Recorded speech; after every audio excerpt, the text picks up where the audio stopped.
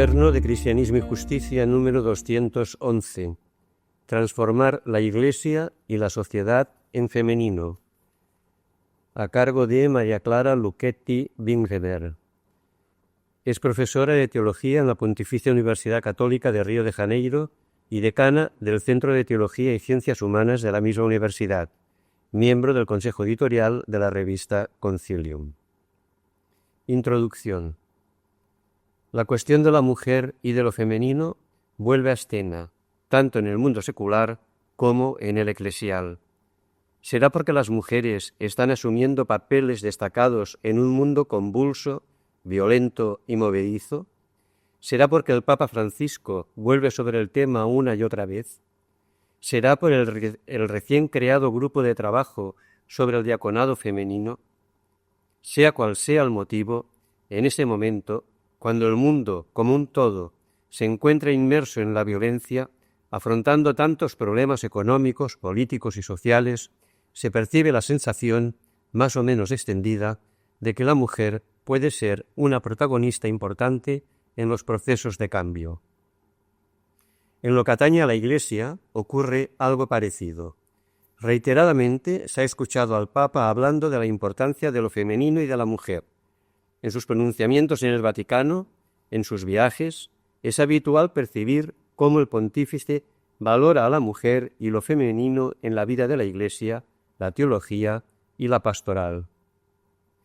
Por eso empezaremos nuestra reflexión exponiendo algunos puntos que nos parecen importantes sobre el camino del feminismo, ya con varias décadas de historia, y la situación en la que se encuentra hoy, tanto dentro como fuera de la Iglesia. En esta línea trataremos de examinar la crítica de dos feministas, una estadounidense, Camille Paglia, la otra búlgaro-francesa, Julia Kristeva. La segunda parte de nuestra reflexión incidirá más directamente sobre la mujer en la Iglesia. Ahí veremos una discriminación secular contra la mujer que es ontológica y de la cual derivan todas las demás. La discriminación de su cuerpo. Veremos que es una cuestión difícil de superar, pues una no puede desprenderse de su propio cuerpo. Pero también veremos que en ese mismo cuerpo la mujer encuentra recursos y oportunidades para superar el machismo que la discrimina. Recurriremos a la Biblia y a las palabras que usa para significar el cuerpo femenino, y a su vez confrontaremos nuestro pensamiento con el de Julia Kristeva para constatar cómo el feminismo desafía hoy a la teología. Y finalmente reflexionaremos sobre la configuración del cuerpo que enraiza lo femenino en el centro del misterio cristiano. Así se halla nuestra contribución para el debate actual, que, más que un mero tema, resulta ser una cuestión vital. Para concluir, trataremos de presentar una teología no tanto a partir de textos, sino con el testimonio de dos místicas contemporáneas, quienes, desde sus experiencias, apuntan hacia el potencial femenino de transformación de la realidad y de engendramiento del futuro. Apartado primero, el feminismo, sus aportaciones y sus límites. Es innegable que el feminismo fue una revolución positiva para las mujeres. Subrayar la subordinación de la mujer en una sociedad patriarcal, cuestionar los papeles que le fueron atribuidos secularmente y estimularla a luchar por sus derechos ha sido y es, innegablemente, algo muy valioso. Y, aunque hoy podamos tejer algunas críticas a la configuración antitética del feminismo de la primera ola, con sus reivindicaciones algo radicales, su lenguaje un tanto antimasculino y sus propuestas antifamiliares, volcado casi exclusivamente hacia lo laboral y los salarios, lo cierto es que hoy no podríamos estar aquí reflexionando sobre la aportación de lo femenino a la sociedad y la Iglesia, si no fuera gracias a la revolución feminista. Sin embargo, pese a todo lo positivo que ha traído, llegando incluso a formar una escuela de pensamiento en la sociedad actual y una escuela teológica en la Iglesia, el mismo feminismo, al releerse, descubre algunos puntos críticos en el sistema de pensamiento que ha creado e incluso en el impacto que ha tenido en la sociedad. Como ejemplo, podemos citar la reflexión de Camille Paglia, una conocida feminista estadounidense, quien en una entrevista concedida en Brasil afirmó: «Muchas feministas de mi generación se opusieron con fervor a esa tendencia de que las mujeres vuelvan a dedicarse exclusivamente al papel de madre. Pero yo no estoy de acuerdo con esas feministas. Desde el final de la década de 1960 hay una depreciación de quien quiere ser madre y mujer. Para mí el feminismo es la lucha para conseguir oportunidades iguales para las mujeres. O sea, remover cualquier obstáculo que perturbe el avance en la educación superior y en el mercado de trabajo. El feminismo debería estimular elecciones y ser abierto a decisiones individuales. Las feministas se equivocaron al exaltar a la mujer profesional como más importante que la mujer madre y esposa. Una generación entera de profesionales americanas ha postergado la maternidad y cuando finalmente ha decidido embarazarse, no ha podido encontrar compañero o ha tenido problemas de fertilidad. Y sigue. El feminismo no viene siendo honesto sobre la realidad biológica que las mujeres tienen que enfrentar si quieren unir maternidad a ambiciones profesionales. En este caso, la naturaleza entra en conflicto con el idealismo moderno de la igualdad sexual. Las feministas aseguraron a las mujeres que habría tiempo suficiente para poder tener hijos más tarde, con 40 o 50 años, después de alcanzar el éxito profesional. ¡Cuánta ignorancia científica! Hace mucho tiempo que sabemos que los riesgos para la madre y para el niño son más grandes cuando se tiene más de 35 años. Según la perspectiva médica, la mujer es más fértil y tiene más facilidad para criar los hijos cuando está en la década de los 20 años.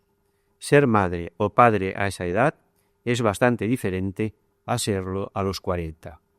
Y concluye: la infelicidad que muchas mujeres sienten hoy proviene en parte de la incertidumbre sobre quiénes son y sobre lo que quieren en esta sociedad materialista, volcada hacia el estatus que espera que la mujer se comporte como hombre y aún sea capaz de amar como mujer.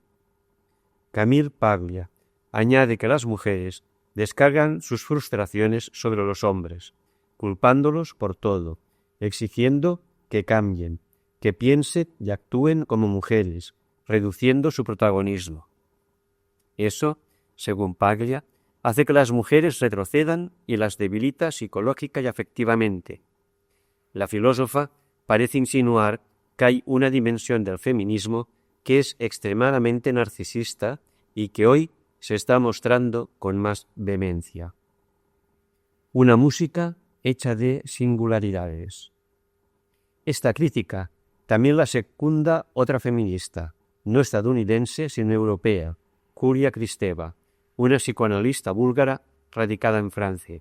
Su reflexión sobre la mujer parte de su propia experiencia, lo que la lleva a desarrollar los temas tópicos de una manera muy diferente a lo que es usual en el feminismo.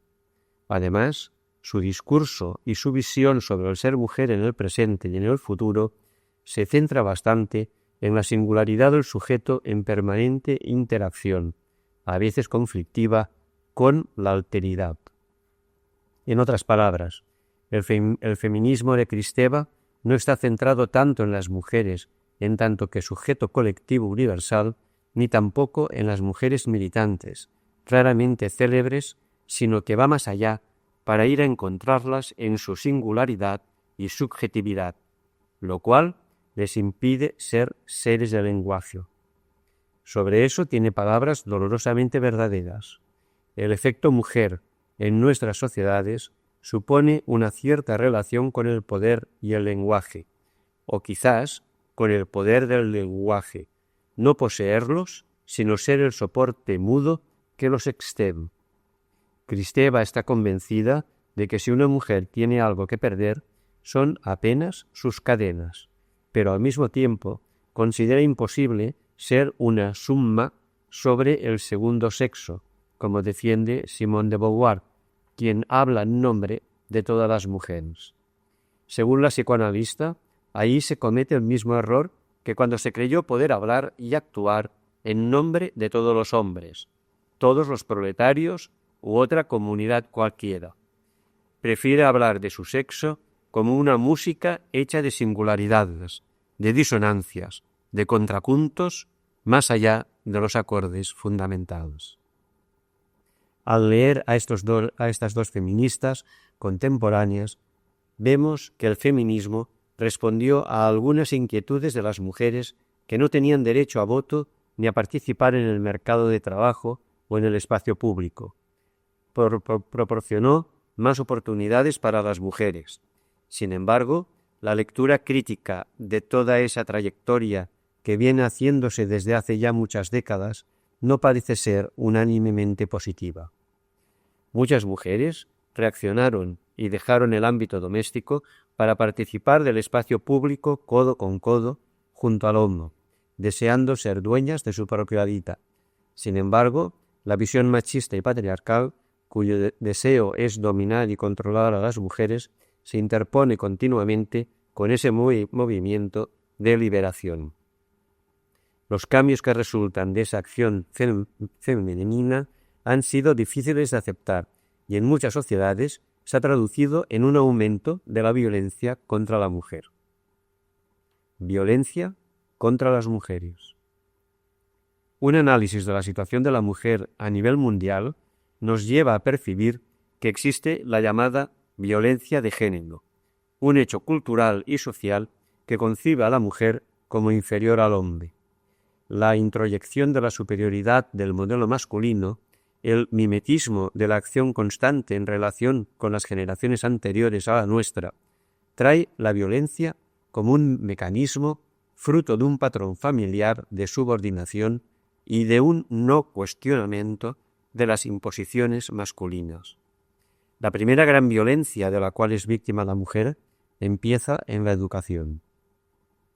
Esta se suma a la denominada feminización de la pobreza, como ocurre en los países empobrecidos de América Latina, donde este fenómeno es una realidad muy presente.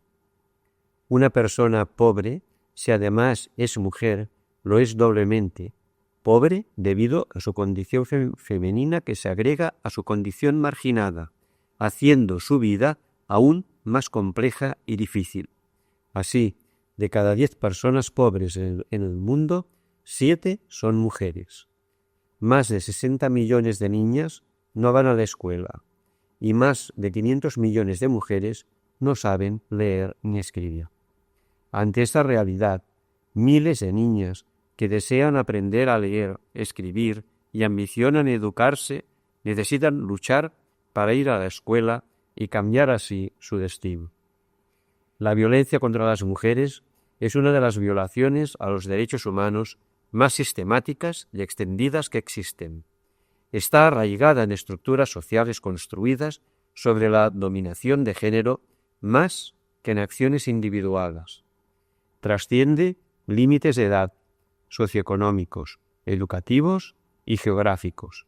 Afecta a todas las sociedades y es un obstáculo importante para eliminar la inequidad de género y la discriminación de modo global. Ante este panorama más bien sombrío, uno siente la tentación de desanimarse. Tantos años de lucha, tantos avances en múltiples campos, tantas mujeres que han destacado en el contexto de una inmensa lucha para poder decir su palabra, para visibilizarse en el espacio público, y sin embargo, los datos siguen siendo abrumadores, porque revelan una discriminación que no logra terminar ni apenas disminuir. Y, a pesar de todo, sin embargo, creo que no ha sido suficientemente valorada la capacidad de resistencia y de creatividad que las mujeres han demostrado para contrarrestar todo aquello de lo que son víctimas. Los ejemplos son innumerables. Parece que las mujeres van aprendiendo que la solidaridad entre ellas puede ser un poderoso elemento de liberación. Y hay hechos que lo demuestran. Tanto es así que hay casos de colectivos de mujeres que se han visibilizado introduciéndose en una sociedad golpeada por toda suerte de injusticias y de violencias, una semilla portadora y transformadora de vida. Resumiría esta multitud de aportaciones positivas en estos 3 puntos. Primero, hay que notar que algunas mujeres ocupan el espacio público a partir de banderas muy privadas, como por ejemplo su maternidad, donde incluyen además todos los lazos familiares. La maternidad les da fuerzas para agarrarse a la vida aun cuando parece imposible y para desafiar a los poderes establecidos. Golpean puertas cerradas, claman ante el silencio culpable, sin resignarse a que la muerte tenga la última palabra. Aquí mencionamos, por ejemplo, a las madres de la Plaza de Mayo en Argentina, al grupo Mujeres de Calama en Chile, a las madres de las víctimas del tráfico de personas en México y Brasil. Segundo, la unión de las mujeres para recuperar la vida y la memoria de los que se fueron o de los que siguen presentes y son víctimas del autoritarismo, la represión y el crimen organizado, provoca la adhesión de otros que se unen a sus movimientos y hacen crecer la comunión. Así, por ejemplo, a las madres argentinas se sumaron otras locas y locos que asumieron su causa, incluso religiosas, que junto a ellas fueron igualmente presas, torturadas y asesinadas. Tercero, el arte y la literatura son poderosas aliadas de las mujeres, pues ayudan a llevar al público su drama y su dolor. Sobre el caso de Argentina hay numerosas publicaciones científicas o de divulgación, así como varias películas, entre las cuales cabe destacar La historia oficial de Luis Puenzo, con Norma Leandro en el papel principal que ha marcado una época. Sobre el caso de las mujeres de Calama en Chile, hay un bellísimo documental del realizador chileno Patricio Guzmán, en el que entrevista a algunas mujeres y muestra la belleza del desierto en contraste con el dolor profundo y la valentía de éstas. Sobre las mujeres de Brasil, hay escritos como el de la periodista Eliane Brum, quien ha entrevistado a numerosas madres de víctimas del tráfico de drogas, sin olvidarnos de películas de ficción como Tropa de élite de José Padillo. Transformar el dolor en sufrimiento fecundo, la violencia en don, el terror en belleza poética y artística, es algo que esos colectivos femeninos nos muestra en un mundo tan golpeado y enfermo por la violencia como el nuestro. Muestran que la vía de transformación de la realidad pasa por sacar vida de la muerte, belleza de la violencia, que pasa por alimentar a otros, nutrir al pueblo, desde sus cuerpos y corazones heridos, y que desde la esfera de lo privado, durante muchos siglos e incluso milenios, se ha limitado la presencia de la mujer, es posible pasar a la esfera pública y tener impacto para concienciar y transformar. Precisamente ahí es donde enlazamos nuestra reflexión sobre el poder transformador de lo femenino en la Iglesia. Segundo apartado. La entrada del feminismo en la Iglesia. El aire fresco de la emancipación femenina en el occidente cristiano, en general, y en América Latina en particular, no sopló inicialmente desde las iglesias. Fue desde el propio proceso laico de secularización y en el seno de luchas muy concretas y profundas: voto, salario, jornada laboral, sexualidad, derechos del propio cuerpo, cuando la mujer fue evadiéndose del espacio doméstico privado en el que se encontraba confinada para emprender el camino hacia el espacio público, actuando en las estructuras sociales, en la política y en la producción económica y cultural. La emergencia y el reconocimiento de la mujer en el mundo cristiano no tiene más que 5 décadas.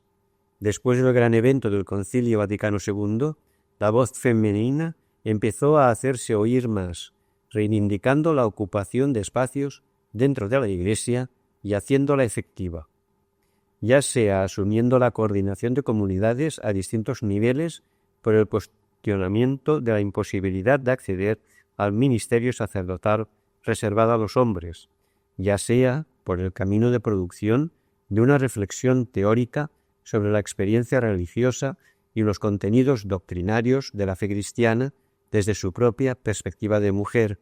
El hecho es que hoy no es posible pensar sobre Dios, la revelación y la fe, esto es, hacer teología, sin tener en cuenta la contribución femenina. Autoras como Elizabeth Johnson y Liza Cahill, entre otras en Estados Unidos, o Nuria Martínez Gayol y Cettina Militello en Europa, o Virginia Azcuy e Ivonne Guevara en América Latina. Son figuras relevantes al pensar y exponer la inteligencia de la fe. Más allá de Dios Padre. En Estados Unidos, la teología feminista postuló cuestiones sobre el lenguaje patriarcal acerca de Dios en la línea de las recriminaciones antipaternales y antiautoritarias del movimiento feminista de los años 60 y 70. Esa teología denunciaba la concepción patriarcal sobre Dios y el lenguaje que desde ahí se generaba.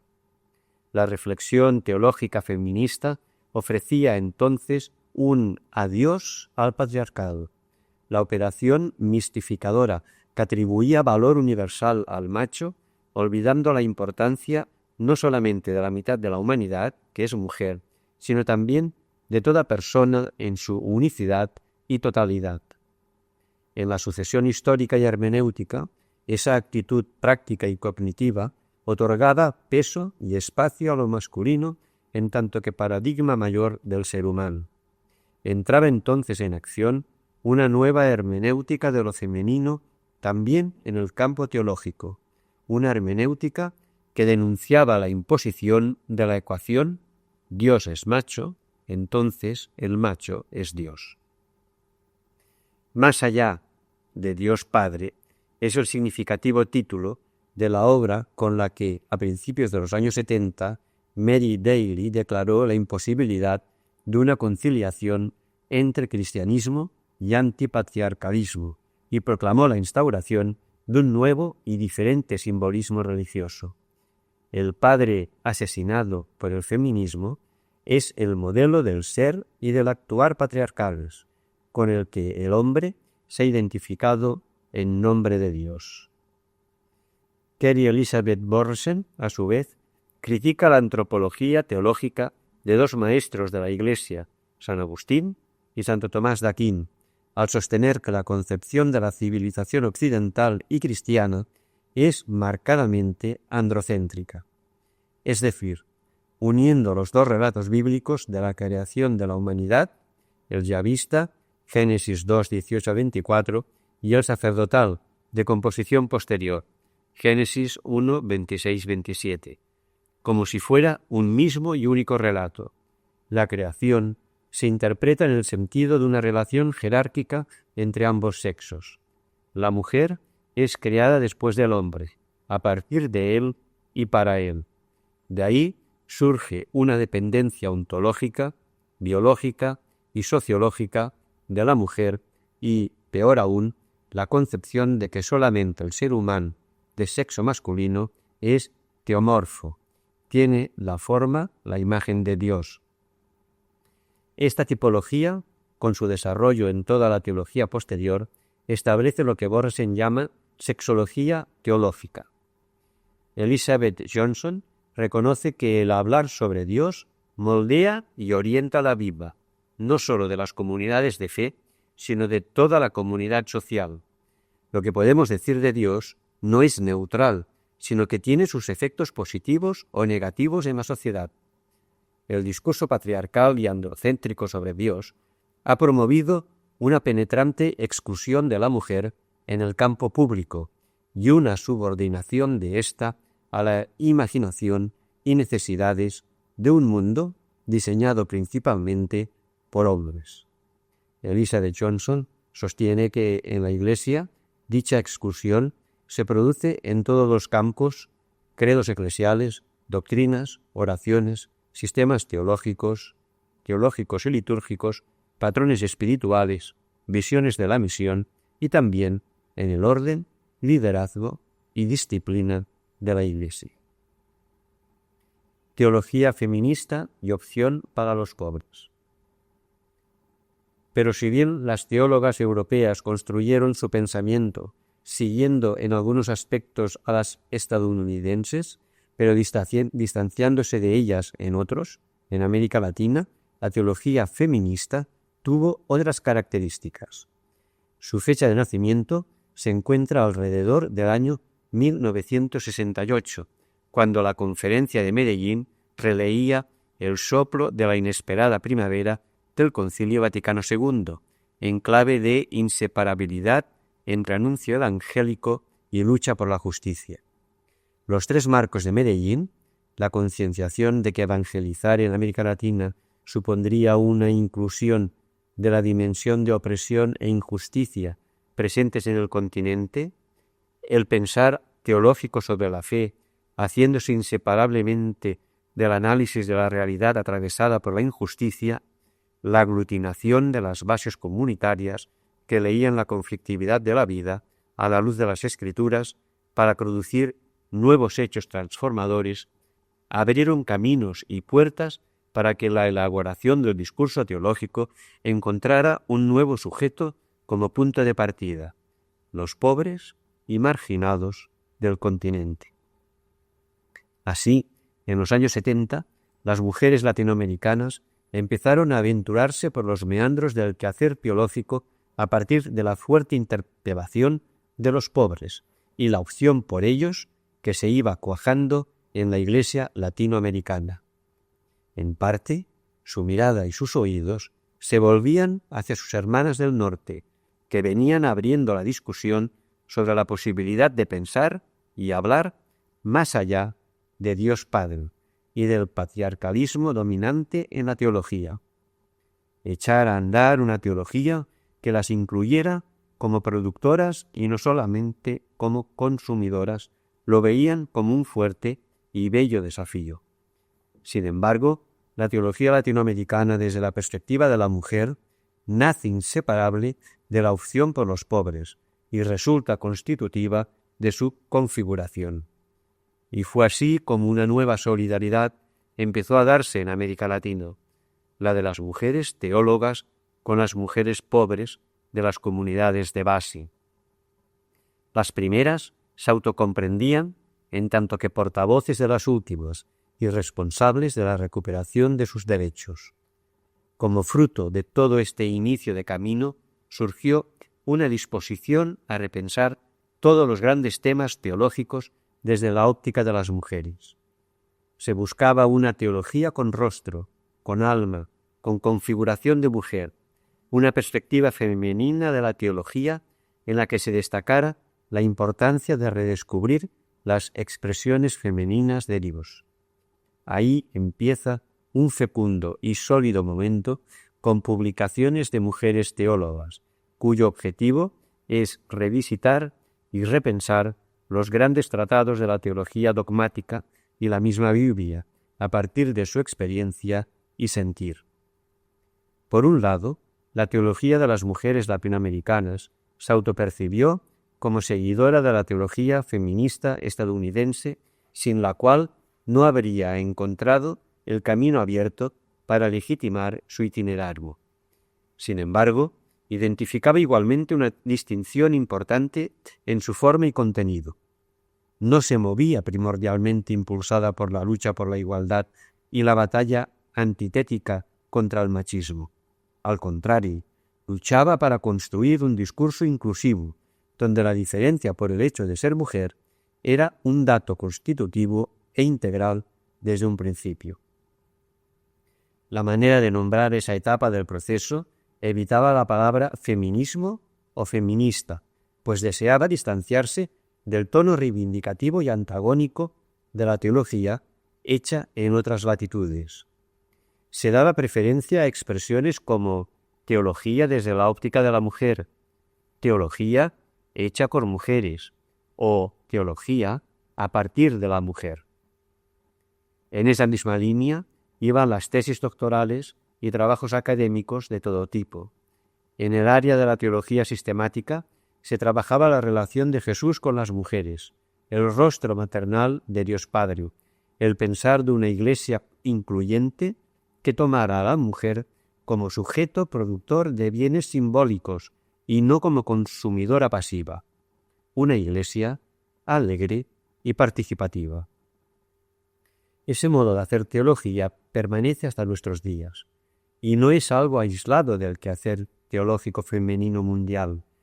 Encuentra afinidades en términos de trasfondo con algunas teólogas europeas de la misma generación y se mueve entre los conceptos clave de reciprocidad y relacionalidad, siempre buscando la interlocución con los teólogos hombres y con la comunidad teológica como un todo. La reivindicación de este tipo de teología ya no se alineaba con un feminismo de la primera ola, cuya principal lucha era por la igualdad, sino con el feminismo que luchaba por otro derecho, el derecho a la diferencia y a la afirmación de la mujer como diferente, deseando ser diferente.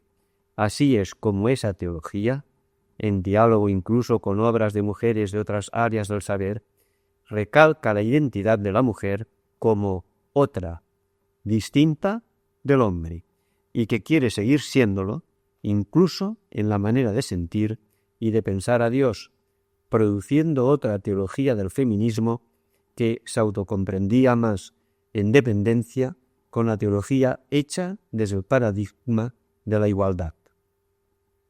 Con el paso de los años, y después de la crisis en la que entró la teología de la liberación durante el pontificado de Juan Pablo II, de 1978 a 2005, para las nuevas generaciones de teólogas estaba claro que una teología de remiendos, de reciclaje de lo antiguo, sin dar lugar al parto de lo nuevo que ansiaba por venir a la luz, ya no era posible. Entonces, en la teología feminista, que ahora ya no temía darse ese nombre, se pretendió formular preguntas fundamentales que cuestionaran la estructura misma del pensamiento teológico, elaborado hasta ese momento. Ya no se trataba de una teología desde la óptica o la perspectiva de la mujer, presentada como añadidura o como capítulo aparte de la teología oficial, que era lo que habían hecho hasta ahora los teólogos hombres, sino de una teología que cuestionaba al conjunto de la teología dominante, patriarcal y machista. Ampliar la teología de la liberación.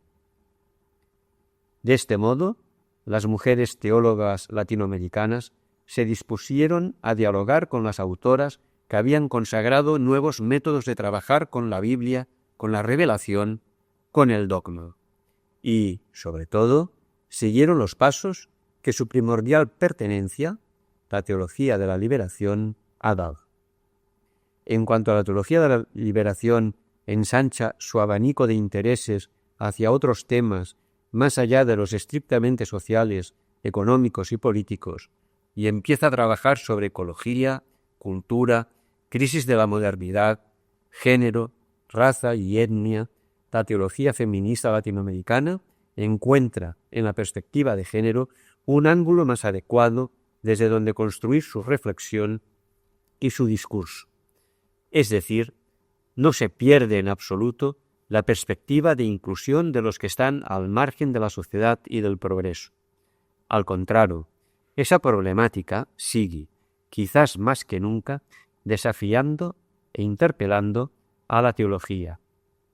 Los pobres que constituían los sujetos teológicos por excelencia de la teología latinoamericana de los años 70 y 80, ahora quedan identificados como excluidos.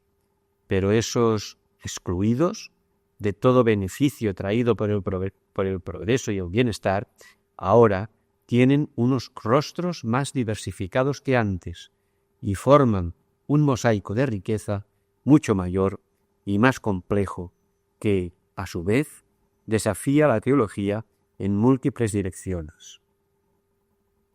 Yvonne Guevara, una de las grandes responsables de las elaboraciones formuladas en esta nueva etapa, afirma que la teología de la liberación, que ofrece una visión más colectiva de Dios y enfatiza la naturaleza social del pecado, no alteró la antropología y la cosmología patriarcales en las cuales se basa el cristianismo.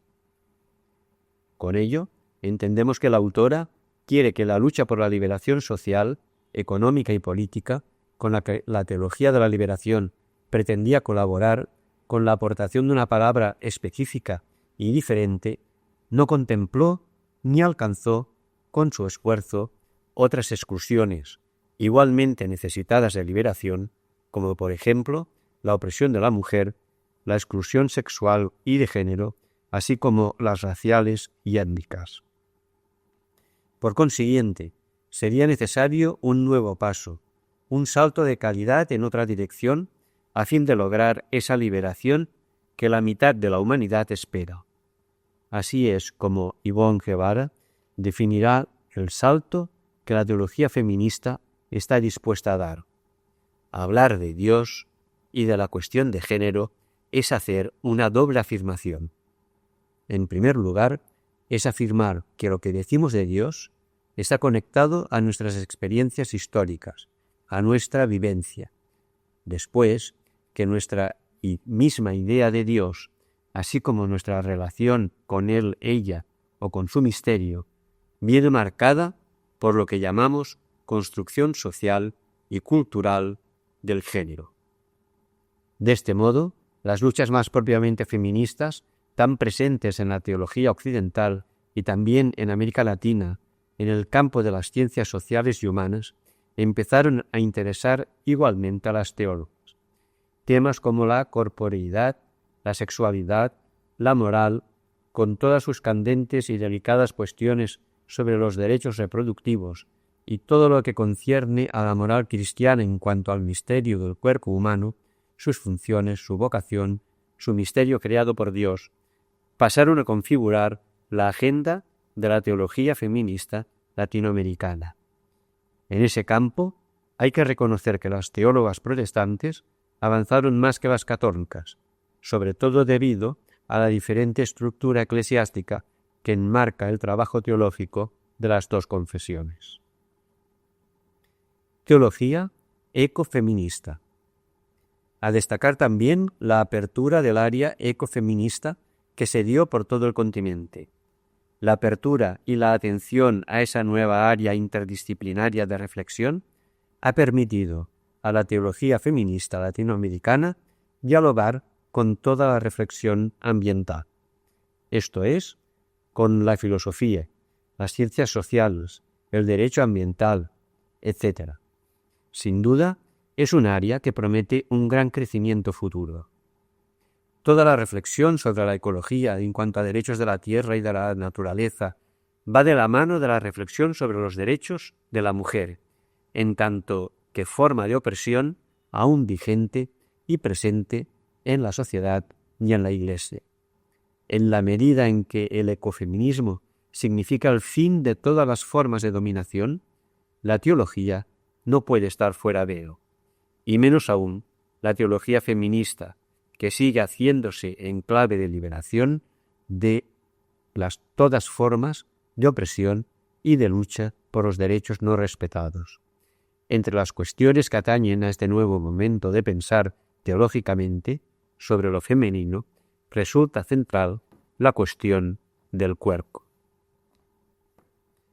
Apartado 3. El cristianismo y el cuerpo femenino. En el quehacer teológico, la reflexión teológica sobre el cuerpo sexuado de la mujer es y tiene que ser siempre un tema importante para la teología feminista y la reflexión sobre el género. En un universo donde la corporeidad visible es macizamente masculina, la mujer entra como elemento perturbador. Y esa perturbación se da más que nada a través de su corporeidad, que al ser otra que la del hombre, expresa y señala la experiencia de Dios, pues piensa y habla sobre Dios de una manera distinta y propia. El cuerpo femenino es la condición de posibilidad del camino por el cual la mujer viene a ser una interpelación importante cuando se habla de espiritualidad, mística y teología. Este cuerpo ha sido muchas veces fuente de la discriminación que la propia mujer sufrió y sufre en la Iglesia. La reflexión teológica sobre este tema va constatando que una de las fuentes más importantes de la discriminación contra las mujeres dentro de la Iglesia se relaciona con algo más profundo y mucho más serio que simplemente la fuerza física, la formación intelectual o la capacidad de trabajo. La Iglesia todavía es fuertemente patriarcal, y el patriarcalismo subraya la superioridad del hombre no solamente por un bies intelectual o práctico, sino por lo que llamaríamos un bies ontológico, es decir, las mujeres son oprimidas por su propia constitución corpórea, lo cual no es exclusivo del cristianismo, sino de otras muchas religiones. Un cuerpo bajo sospecha. Como parte del hito de esta discriminación corporal, hay una asociación muy fuerte en el terreno teológico con el hecho de que la mujer sea considerada responsable de la entrada del pecado en el mundo y de la muerte como consecuencia del pecado. Eso, que fue incluso denunciado oficialmente por el Papa Juan Pablo II en su carta apostólica Mulieris Dignitatem, permanece al fondo de buena parte de la situación de la mujer en la Iglesia. Por eso, las experiencias místicas de numerosas mujeres fueron muchas veces vistas con desconfianza y sospecha, con la severa y estricta vigilancia de varones encargados de controlarlas y exorcizarlas.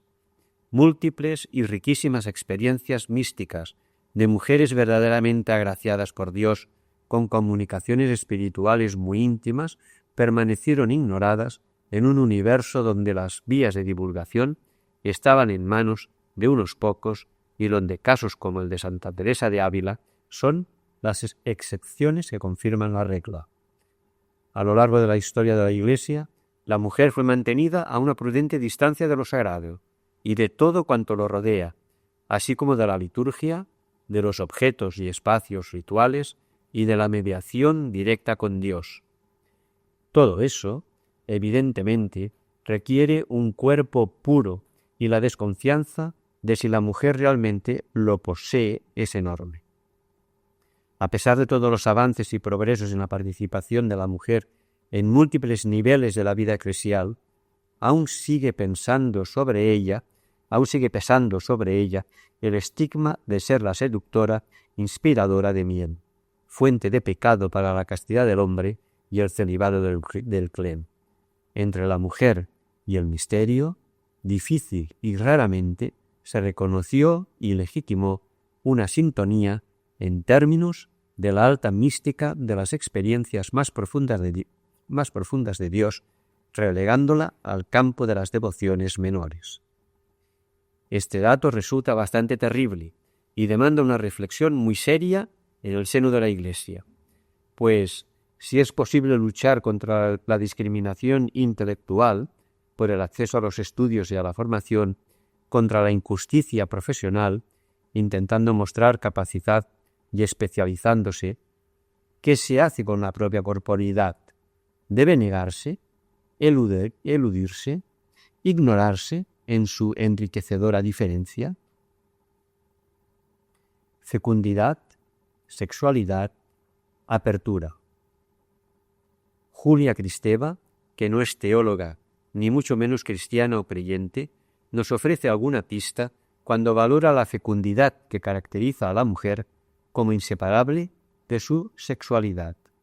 Y lo hace no solamente desde la filosofía, la sociología o el psicoanálisis, que es su campo de trabajo, sino también desde las artes y la literatura mística. Comenta que la mujer tiene una belleza y un poder que vienen de su fecundidad. Las mujeres tuvieron desde siempre una percepción íntima, germinal y cíclica de la belleza renaciente de todo lo que está vivo, porque ellas las llevan en su vientre fecundo. En este sentido, la corporeidad femenina acompañaría a la configuración de la naturaleza con sus ciclos, en su vitalidad, en su explosión de vida y de alteridad. Kristeva reflexiona igualmente sobre algo que caracteriza al cuerpo femenino, su apertura a la fecundación, que es igualmente apertura al infinito. Este sentido ya viene contemplado en la palabra hebrea nekeva, que significa receptáculo, espacio abierto, interior.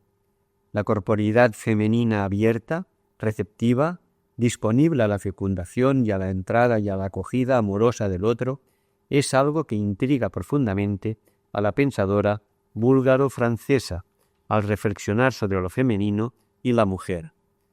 Desde la teología, su pensamiento nos desafía entonces a mirar qué dice sobre ello la Escritura, fuente de la revelación.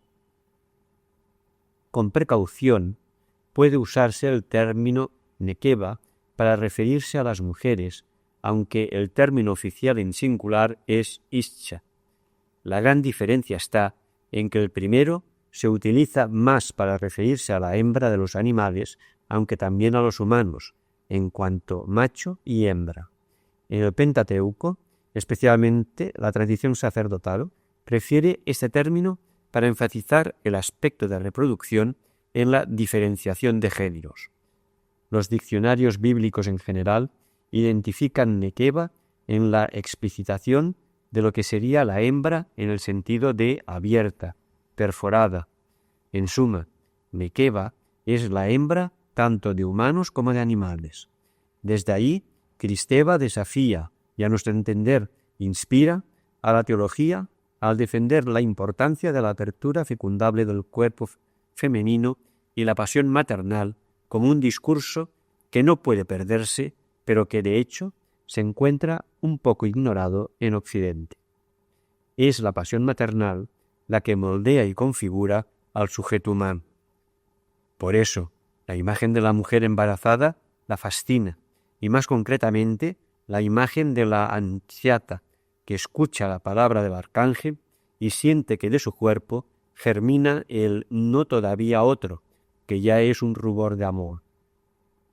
La nekeva, perforada, abierta, tuvo su vacío penetrado y llenado por el otro, por la otra vida, por la vida del otro, de un otro que forma ahora una unidad con ella. Desde ahí, la teología puede descubrir repercusiones que van hasta la experiencia de la trascendencia y el sentimiento religioso. En la etapa actual de la civilización en la que vivimos, la pasión maternal de la genitrix permanece como prototipo del eslabón amoroso. La maternidad no es, pues, una fatalidad o un destino, el único destino biológico de la mujer. Menos todavía, una incómoda carga que impide el desarrollo personal. Pero la fecundidad y la perforación del cuerpo femenino sí deviene la perpetua oportunidad de vivir una pasión y de mantenerse abierta a la alteridad. Kristeva critica muchísimo cómo la actual sociedad y la cultura de nuestro tiempo brindan escasa atención a la maternidad en cuanto potencial de construcción imaginativa y elaboradora, porque si se valora solamente la biología y lo social, y la libertad sexual y la igualdad, seremos la primera civilización que carece de un discurso sobre la complejidad de la vocación maternal. Ese discurso no puede perderse, porque tiene la capacidad de proporcionar a las personas una madurez capaz de enfrentar cualquier situación, porque se fundamenta en un amor mayor que cualquier otra fuerza, un amor que acoge, que recibe, que hospeda, no sobre una prótesis fálica o narcisista, sino por la donación y la sublimación que hace posible la vida del otro, y también su creatividad en un mundo de singularidades plurales. Mirar María en otra clave. Por eso, uno de los elementos de la fe cristiana que inquieta profundamente a una mujer como Kristeva y que nunca debería arrinconarse cuando se trata de pensar lo femenino en clave cristiana, es la Mariología, o el misterio de María, la Madre de Jesús. Según ella, en los dogmas marianos hay razones profundas para que la Iglesia vuelva la mirada hacia María de Nazaret, en clave diferente de reflexión y profundidad, y no solamente desde las devociones y la piedad. Esta última demuestra con solidez la fuerza simbólica de la Madre de Jesús. Los innumerables santuarios marianos que hay en todo el mundo congregan a millones de devotos, muchas más personas que cualquier otro acontecimiento. Kristeva va más allá. Afirma que en última instancia el cristianismo está fundado sobre lo femenino. Jesús, el Hijo de Dios encarnado, es el nacido de una mujer, y Kristeva, entre crítica y maravillada, recordando su Bulgaria natal y la fe católica y ortodoxa de su amado Padre, dice: Cristo, el Hijo del Hombre, solamente es humano por nacer de madre. Aunque llegado a este punto, choca con el intento del dogma de separar a María del género humano, sustrayéndola del pecado. Ahí Kristeva comparte una de las mayores dificultades de las mujeres, incluso las católicas, y quizás, sobre todo, las más letradas y conscientes, sin miedo a incluirlo en su reflexión. Y sigue destacando el hecho de que María no presenta dos connotaciones constitutivas de la humanidad: el ejercicio de la sexualidad siendo virgen y la ausencia de pasaje por la muerte, ya que la tradición cristiana afirma que no murió, sino que se adormeció. La piedad mariana, sobre todo la oriental, proclama la Dormitio Maria, y la fe católica la venera como asunta al cielo en cuerpo y alma, donde la muerte carece de poder alguno sobre su persona. La muerte, conectada al pecado, ha sido el calvario y la fuente de discriminación para generaciones de mujeres que cargaron con el peso de ser herederas de Eva y de haber introducido el pecado en el mundo. María es inmaculada, la sin pecado, y por lo tanto la muerte no tiene poder sobre ella. Eso pertenece mucho más a la tradición espiritual cristiana que a los evangelios, extremadamente sobrios al respecto y muy discretos al sugerir los misterios de la infancia y de la vida pública, entre los cuales está presente la Madre de Jesús. Otras teólogas contemporáneas han pensado muy profundamente el misterio de María, identificándola como nuestra hermana en la comunión de los santos. Pero para Kristeva, la enorme importancia radica en la relación de María con su Hijo Jesús, siendo anterior a él en su humanidad, pero posterior por su divinidad, y virgen y madre simultáneamente. Así se convierte en matriz para una red de otras relaciones ricas y complejas: la de Dios con la humanidad, la del hombre con la mujer, la del Hijo con la madre, etc. En esa lectura mariológica hay, indudablemente, muchos peligros para la reflexión sobre la corporeidad femenina y maternal que, a lo largo de la historia, ha sometido a las mujeres, que no son inmaculadas, ni vírgenes, ni madres simultáneamente, que tienen hijos muy humanos, los cuales, cuando las preceden en la muerte, provocan un dolor más profundo que cualquier otro, a manipulaciones y discriminaciones terribles. Sin embargo, coincidimos con la pensadora en que, después de la Virgen, con la barrida que dio la secularización al pensamiento occidental, la maternidad sigue careciendo hoy de un discurso fuerte. Y este es necesario, ya que uno de los elementos transformadores que hoy la mujer puede aportar al mundo y a la Iglesia es la maternidad, no estrictamente biológica, que se da a partir de la corporeidad femenina, toda ella eucarística. Apartado 4. El cuerpo femenino, cuerpo eucarístico.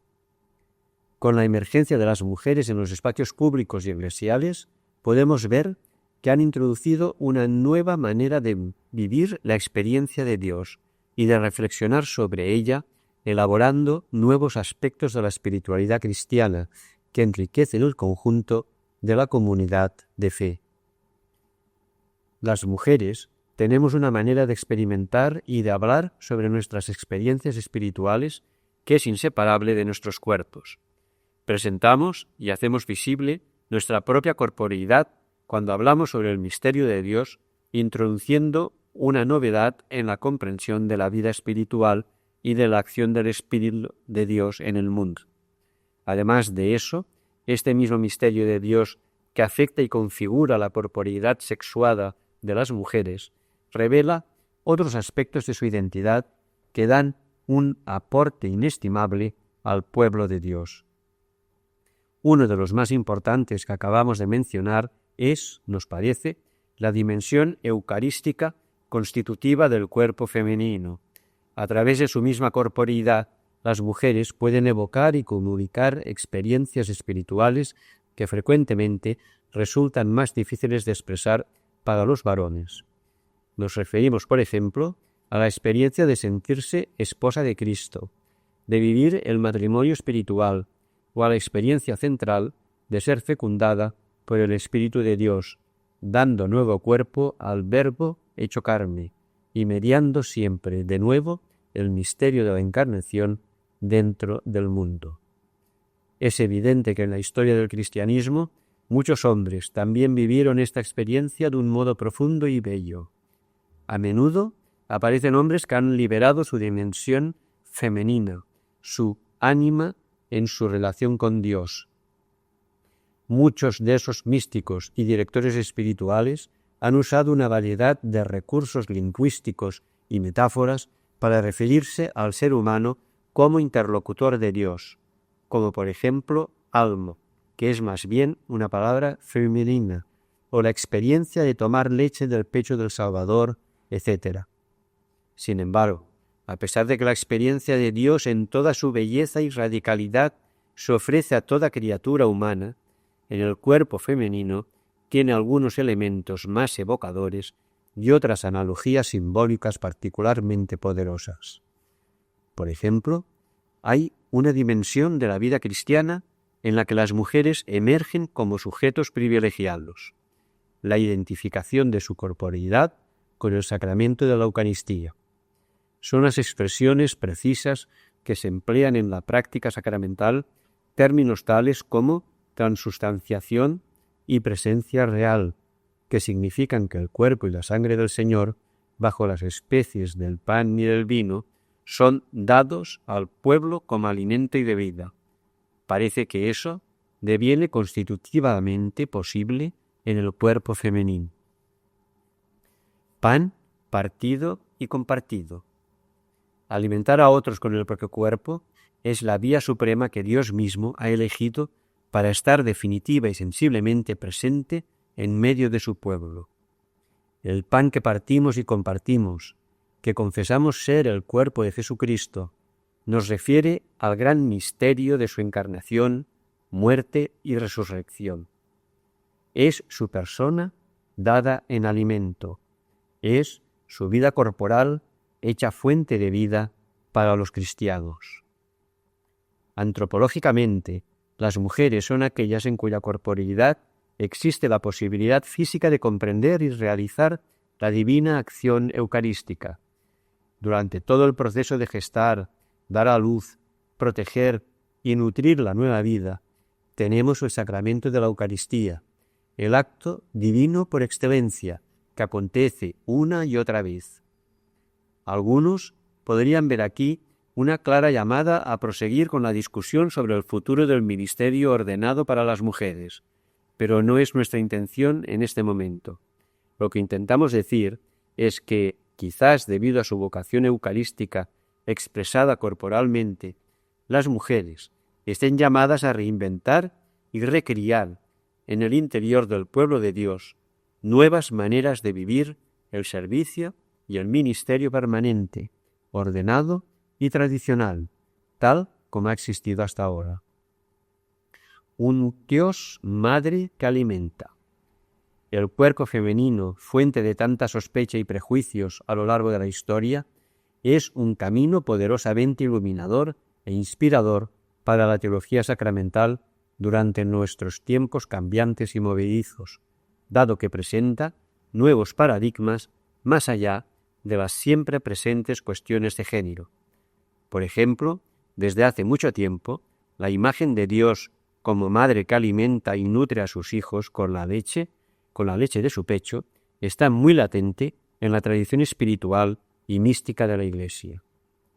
Este hecho simbólico y teológico de los cuerpos de las mujeres no permanece solo en el ámbito personal, sino que también tiene implicaciones comunitarias y políticas.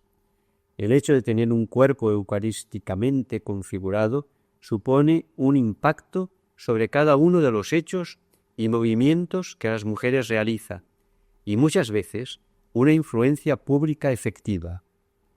Aun cuando expone en el espacio público su característica más privada, como la capacidad de dar vida y todos los aspectos de la maternidad, el cuerpo femenino puede crear un impacto ético y político de suma importancia.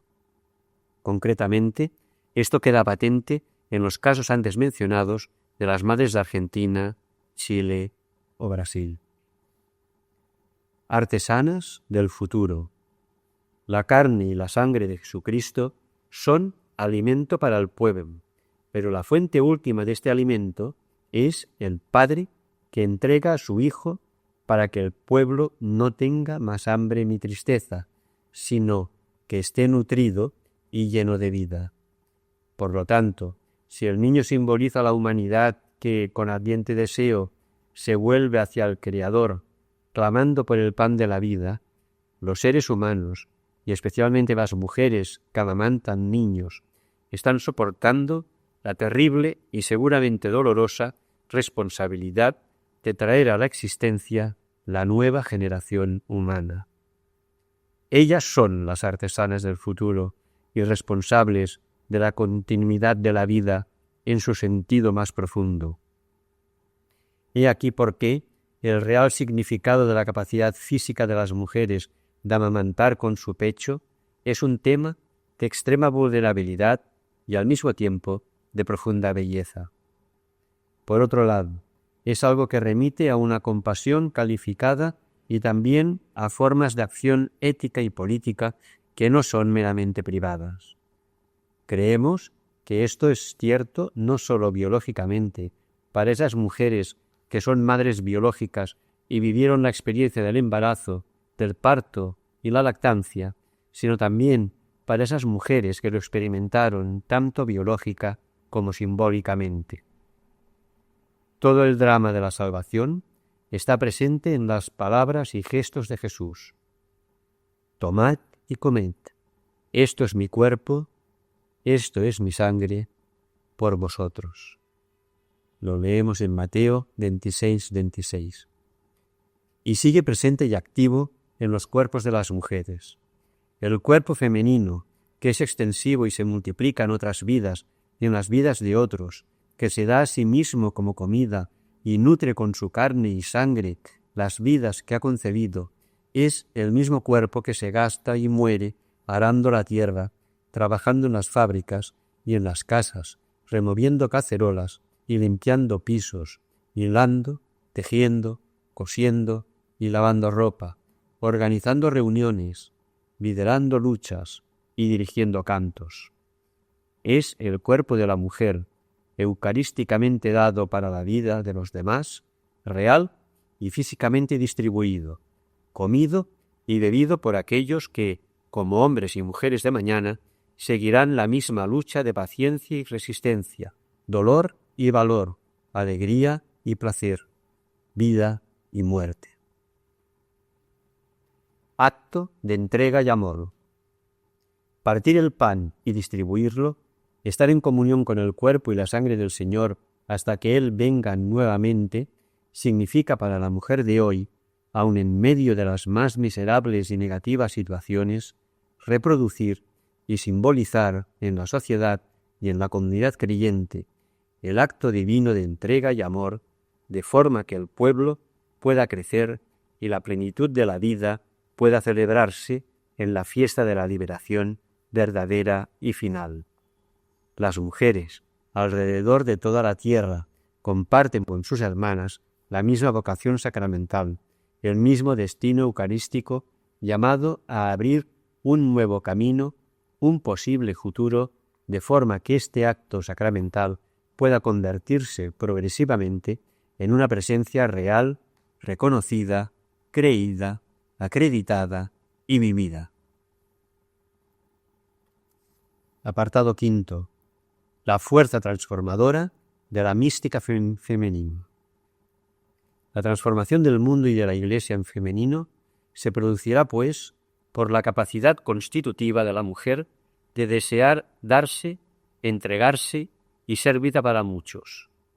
Este deseo ha configurado la vocación de muchas mujeres místicas que vivieron y murieron eucarísticamente y que reflexionaron y escribieron sobre eso. Leyendo los escritos de Teresa de Ávila, Catalina de Siena, Teresita del Niño Jesús, pueden encontrarse abundantes ejemplos de lo que aquí afirmamos. Hay otras tantas mujeres anónimas que no han dejado por escrito reflexiones sobre sus experiencias, pero lo que escriben estas, las místicas, puede ayudar a iluminar y reforzar lo que viven y hacen aquellas. Presento, por lo tanto, dos místicas del siglo XX, no latinoamericanas, sino europeas, judías, que hicieron un encuentro con Dios dentro o fuera del cristianismo. Simone Weil, filósofa y mística, es una mujer que nunca fue madre en sentido biológico. Al final de su corta vida de 34 años, exiliada en Londres, ardía en deseos de dar su cuerpo eucarísticamente para alimentar a otros, entrando en la Francia ocupada para realizar una misión peligrosa.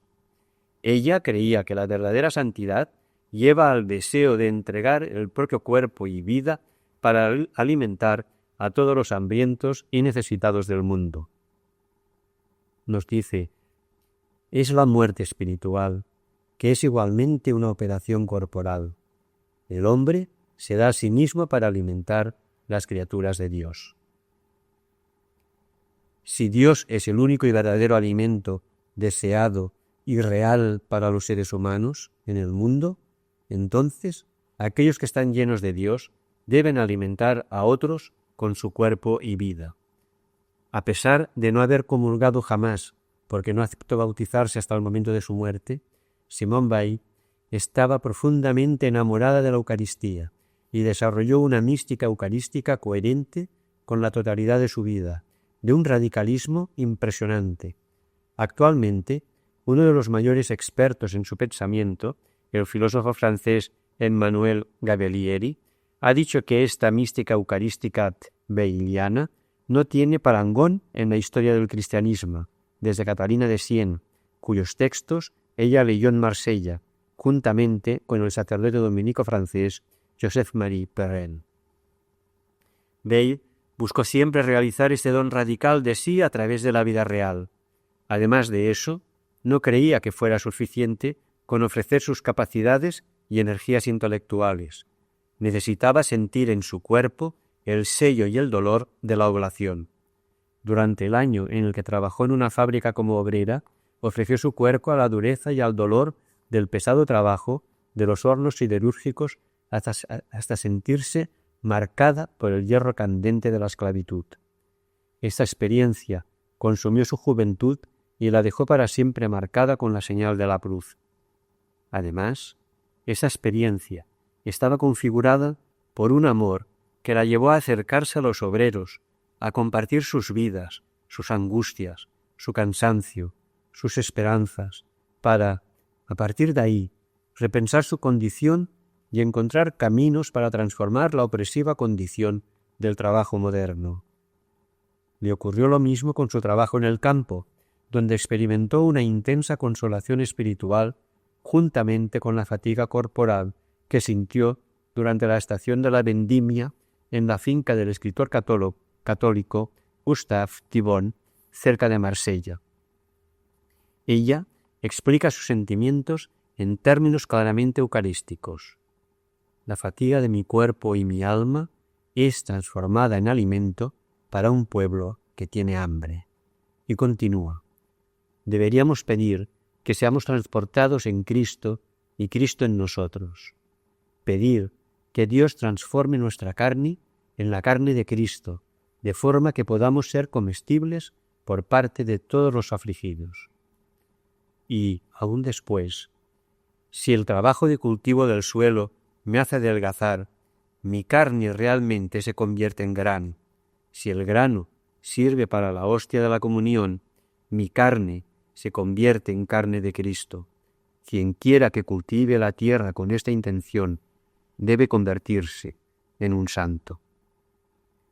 Durante ese tiempo, Simone Weil hablaba con frecuencia con el sacerdote dominico Perren y acudía a menudo a la iglesia de los dominicos en Marsella, donde pasaba horas contemplando el Santísimo Sacramento. Es notable observar que, trabajando en los campos, ella experimentaba el mismo misterio que adoraba en el altar. Así escribió a Perren: «Mi corazón está transportado para siempre. Espero en el Santísimo Sacramento expuesto en el altar». No hay ahí solamente adoración o amor espiritual por la Eucaristía, sino una verdadera identificación que configuró su persona y su vida, de acuerdo a este sacramento y a todo lo que éste significa. Esto explica claramente el violento deseo que tiene Weil de dar su vida, de ofrecerla en la guerra, un deseo que la invadió y la atormentó en sus últimos momentos. Se sentía llamada a esto y el hecho de no poder realizarlo, el general de Gaulle, jefe de la resistencia francesa, no la autorizó a entrar a la Francia ocupada, la llevó al borde de la desesperación.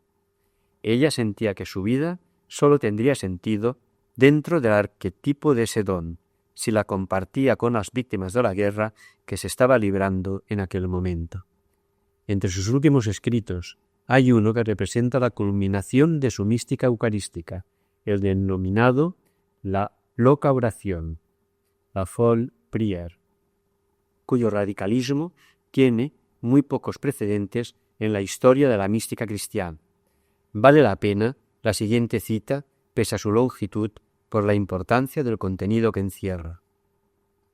Padre, en el nombre de Cristo, concédeme esto: que este cuerpo se mueva o se inmovilice con una flexibilidad o una rigidez perfectas en conformidad ininterrumpida con tu voluntad.